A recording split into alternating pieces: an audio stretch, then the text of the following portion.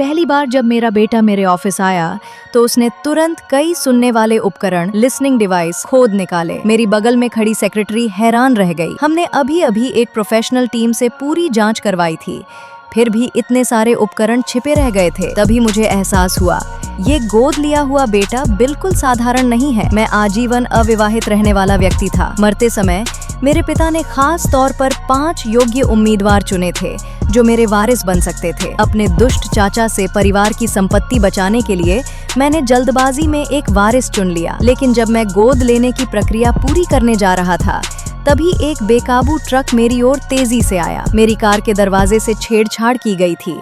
मैं लाख कोशिश के बावजूद उसे खोल नहीं पा रहा था। जब मुझे लगा कि उसी दिन मेरी मौत तय है, तभी अचानक ट्रक किसी रहस्यमयी ताकत से रुक गया। ड्राइवर तुरंत भाग गया और जिसे मैंने वारिस चुना था वो भी मौके से गायब हो गया। तभी मैंने देखा एक छोटा लड़का ट्रक के सामने खड़ा था। वो अपने टूटे हुए लॉलीपॉप के लिए रो रहा था। मैंने तुरंत उसे दिलासा दिया और सेक्रेटरी से कहा कि उसे घर ले चलें। लेकिन लड़के ने कहा कि उसके माता पिता नहीं है। मैंने उससे पूछा, क्या तुम मेरे साथ घर चलोगे? मैं तुम्हें एक ट्रक भरकर लॉलीपॉप दूंगा। लड़का तुरंत मुस्कुरा उठा। मैं उसे घर ले आया, लेकिन उसने आते ही दरवाजे का हैंडल उखाड़ दिया। अंदर जाकर उसने कहा कि घर से बदबू आ रही है। हालांकि सफाई कर्मचारी रोज सफाई करता था। मुझे लगा वो अभी नया है, इसलिए मैं उस व्यक्ति को ढूंढने निकल पड़ा जो मुझे नुकसान पहुंचाना चाहता था। लेकिन मेरे जाते ही मेरे बेटे ने घर के सभी एंटीक फूलदान तोड़ दिए। दरअसल वही बदबू का असली स्रोत थे। किसी ने बहुत पहले उन फूलदानों में जहर छिपा दिया था। उधर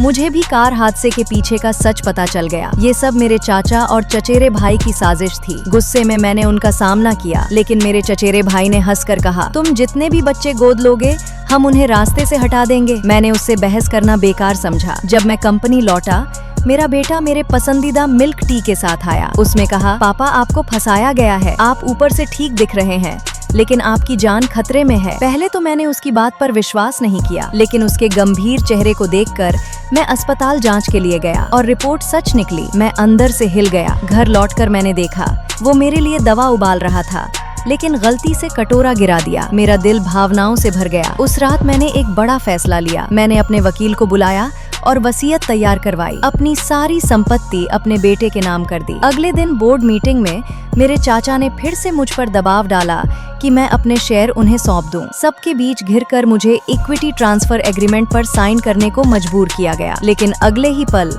लॉलीपॉप तीरों की तरह उड़ते हुए अंदर आए।